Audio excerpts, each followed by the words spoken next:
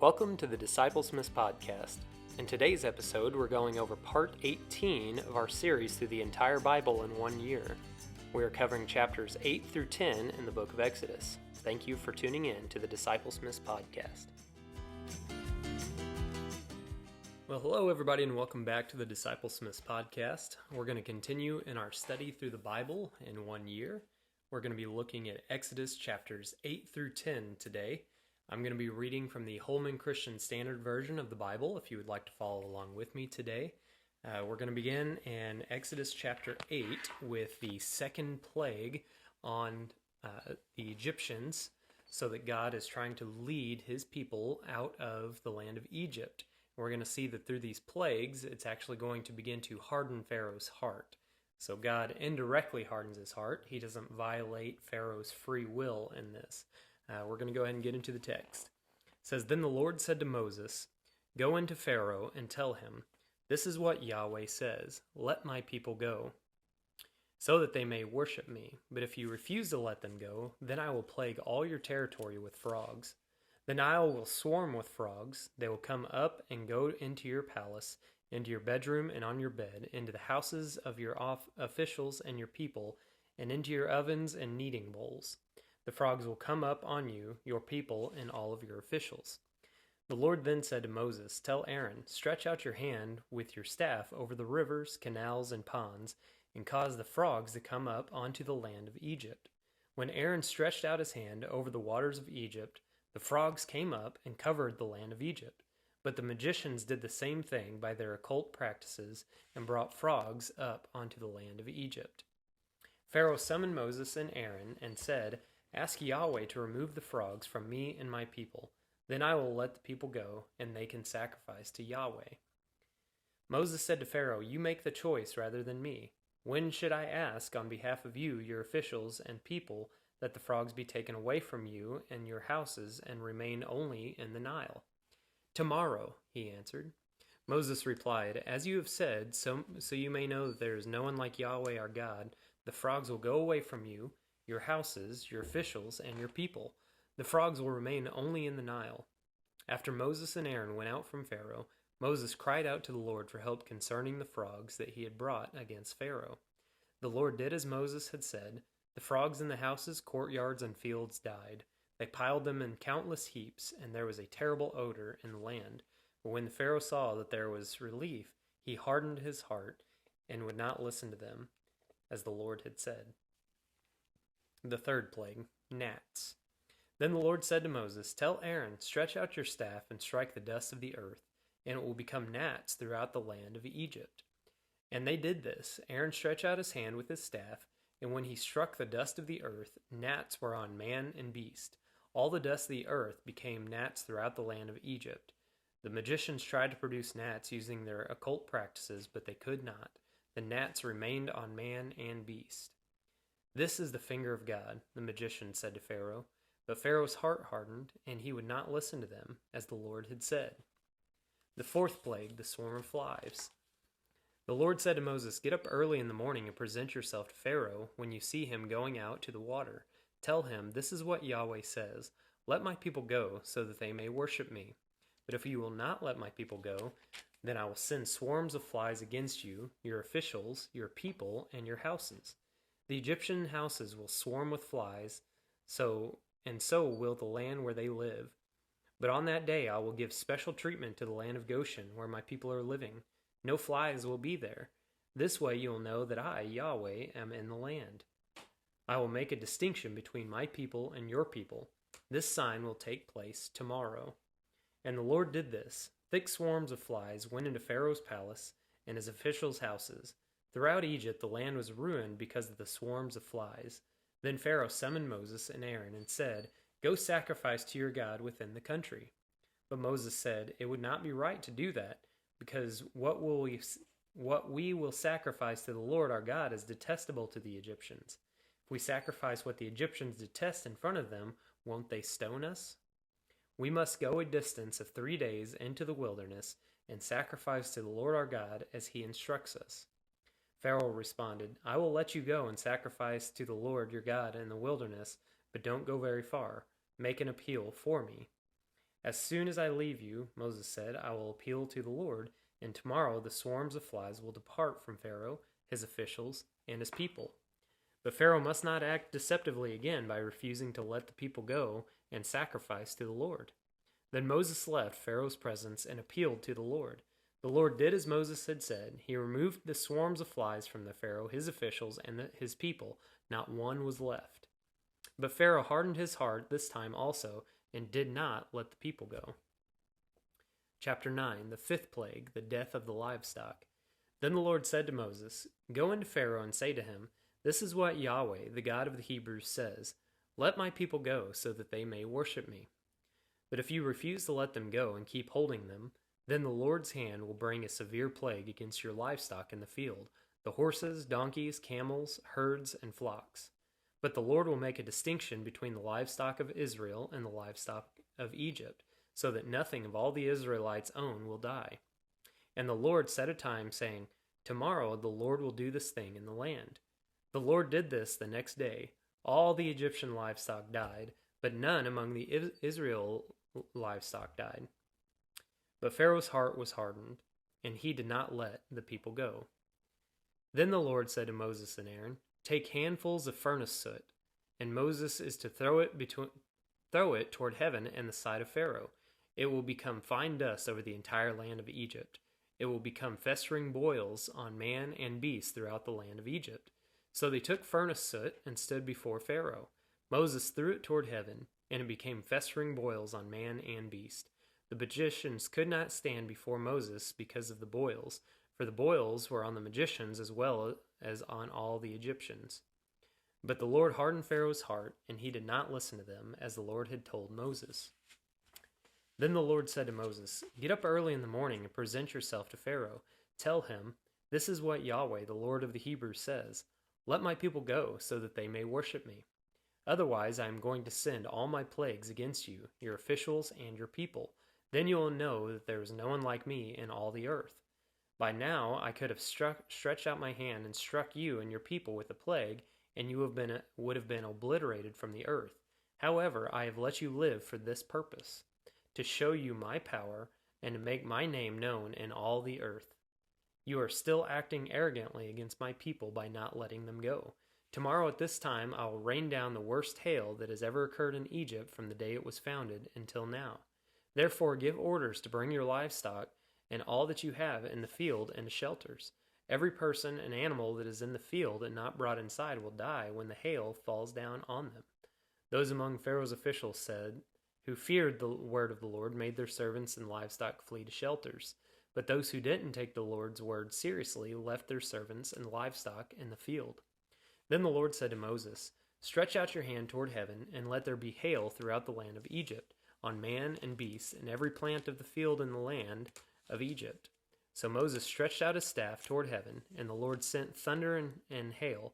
Lightning struck the earth, and the Lord rained hail on the land of Egypt. The hail, with lightning flashes through it, was so severe that nothing like it had occurred in the land of Egypt since it had become a nation. Throughout the land of Egypt the hail struck down everything in the field, both man and beast. The hail beat down every plant of the field and shattered every tree in the field. The only place it didn't hail was the land of Goshen, where the Israelites were. Pharaoh sent for Moses and Aaron. 'I have sinned this time,' he said to them. 'Yahweh is the righteous one, and I and my people are the guilty ones. Make an appeal to Yahweh. There has been enough of God's thunder and hail. I will let you go. You don't need to stay any longer.' Moses said to him, 'When I have left the city, I will extend my hands to Yahweh.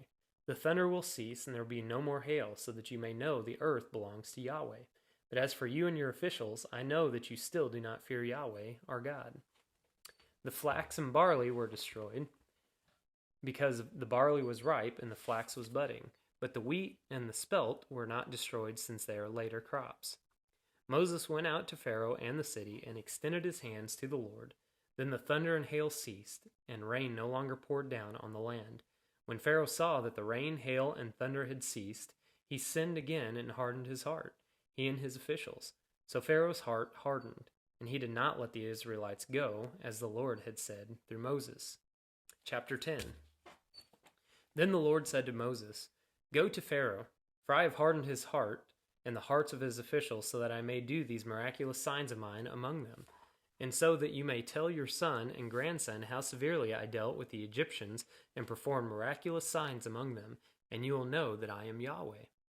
So Moses and Aaron went in to Pharaoh and told him, "This is what Yahweh, the Lord of the Hebrews, says. How long will you refuse to humble yourself before me? Let my people go, that they may worship me. But if you refuse to let my people go, then tomorrow I will bring locusts into your territory. They will cover the surface of the land so that no one will be able to see the land. They will eat the remainder left to you that escaped the hail. They will eat every tree you have growing in the fields. They will fill your houses, all your officials' houses, and the houses of all the Egyptians, something your fathers and ancestors never saw since the time they occupied the land until today." Then he turned and left Pharaoh's presence. Pharaoh's officials asked him, "How long must this man be a snare to us? Let the men go, so that they may worship Yahweh their God. Don't you realize yet that Egypt is devastated?" So Moses and Aaron were brought back to Pharaoh. "Go worship Yahweh your God," Pharaoh said. "But exactly who will be going?" Moses replied, "We will go with our young and our old. We will go with our sons and daughters and with our flocks and herds, because we must hold Yahweh's festival." He said to them, "May Yahweh be with you if I ever let you and your families go. Look out, you are planning evil." "No, only the men may go and worship Yahweh, for that is what you have been asking for." And they were driven from Pharaoh's presence. The Lord then said to Moses, "Stretch out your hand over the land of Egypt, and the locusts will come up over it and eat every plant in the land, everything that the hail left." So Moses stretched out his staff over the land of Egypt, and the Lord sent an east wind over the land all that day and through the night. By morning the east wind had brought in the locusts. The locusts went up over the entire land of Egypt and settled on the whole territory of Egypt. Never before had there been such a large number of locusts, and never will there be again. They covered the surface of the whole land so that the land was black, and they consumed all plants on the ground and all the fruit of the trees that the hail had left. Nothing green was left on the trees or the plants in the field throughout the land of Egypt. Pharaoh urgently sent for Moses and Aaron and said, "I have sinned against Yahweh your God and against you. Please forgive my sin once more and make an appeal to Yahweh your God, so that he will take this death away from me." Moses left Pharaoh's presence and appealed to the Lord. Then the Lord changed the wind to a strong west wind, and it carried off the locusts and blew them into the Red Sea. Not a single locust was left in all the territory of Egypt, because the Lord hardened Pharaoh's heart, and he did not let the Israelites go. Then the Lord said to Moses, "Stretch out your hand toward heaven, and there will be darkness over the land of Egypt, a darkness that can be felt." So Moses stretched out his hand toward heaven, and there was thick darkness throughout the land of Egypt for 3 days. One person could not see another, and for 3 days they did not move from where they were. Yet all the Israelites had light where they lived. Pharaoh summoned Moses and said, "Go, worship Yahweh. Even your families may go with you. Only your flocks and herds must stay behind." Moses responded, "You must also let us have sacrifices and burnt offerings to prepare for Yahweh our God. Even our livestock must go with us. Not a hoof will be left behind, because we will take some of them to worship Yahweh our God. We will not know what we will use to worship Yahweh until we get there." But the Lord hardened Pharaoh's heart, and he was unwilling to let them go. Pharaoh said to him, "Leave me. Make sure you never see my face again, for on the day you see my face, you will die."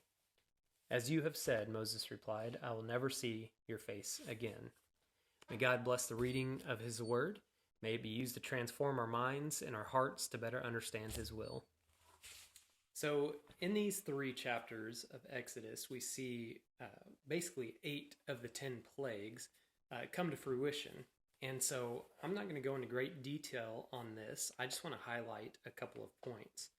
First of all, it contrasts God's behavior with Pharaoh's behavior. God's behavior is consistent. It is absolute. It shows that he is sovereign among the land. Meanwhile, with Pharaoh, it shows that he is inconsistent. He keeps saying things and taking them back. He's not doing what he says he will be doing. And he is also powerless once it comes to the frogs and the rest of the plagues. His magicians, his wizards, the people who make sacrifices to these foreign gods, they're completely powerless against the God of the Hebrews. And so it shows these two contrasting viewpoints. On top of that, it shows that God, not only is he sovereign, but he can also operate within human freedom to bring about his purpose. He can use a creature's free will, a human's free will, knowing what he would choose in any given moment, and he can bring about his plans even through human free will. It's pretty impressive to me. It kind of blows my mind to think that not only does God have this knowledge, past, present, and future, but also hypothetical knowledge, what we would choose in a given situation. And so God knows this, and so that's where the explanation of hardening Pharaoh's heart comes from. Through the events that God placed, it hardened Pharaoh's heart. He knew that it would, just like if God caused a stumbling block to happen in our life. He knows how we would react if he allows certain things in our life. That's why the book of Acts in the New Testament, in chapter 17, whenever the Apostle Paul is talking to the Greek philosophers, he says that God has placed each person in their appointed times and has set their boundaries so that we may grope for him, reach for him, and possibly find him. I believe God has placed each and every one of us in the exact position throughout human history so that we can have the best opportunity to seek him. Meanwhile, God is doing all of the drawing. He is calling us to him. He is providing a way of salvation.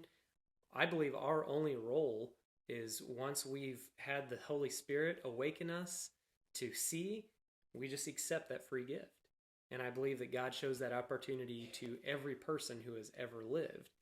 Even the book of Romans talks about those who don't have the law or a law unto themselves. God has written the law on our hearts, and so there are none without excuse. We should be able to, even without the gospel, God may still draw us. And if you don't believe that, you may even also think about it like this. God knows who would be saved given any circumstance. Like, say, a people group who has never heard of the gospel. Maybe he has orchestrated human history to where he can directly intervene and call a missionary to that people group to be able to save them right then and there, whereas the descendants beforehand, their predecessors, maybe would not have had that opportunity. And I know that sounds confusing because we can only think with what we experience. We can't predict with 100% accuracy almost anything. However, God can. If you were to ask my wife, would Kevin rather eat a can of dog food, or would he rather have a hot dog with mustard on it? Now, most of you would probably say, well, of course he's going to eat the hot dog. But if any of you know me well, just like my wife, you'll know that I would probably rather eat the dog food than have anything to do with mustard because it's disgusting. And so with that, she can make an accurate prediction. She didn't violate my free will. Just with her knowledge, she knows what I would choose in a given circumstance. In the same way, God knows what we will freely choose given the situation. And how much more does God know? He knows things with absolute certainty, even things that we will choose to do freely, because he has all knowledge. We're getting ready to get into the final plagues, and so the final plague, I say. So I just want to say I appreciate you tuning in. Thank you for watching or listening. If you would, we have some bonus content that's coming out. I talked about who I believe the Pharaoh of the Exodus is, and so I'll provide a link in the description, and you can click on that and watch that if you haven't already. But I just thank you for watching today. This is the DiscipleSmith's podcast, and my name is Kevin.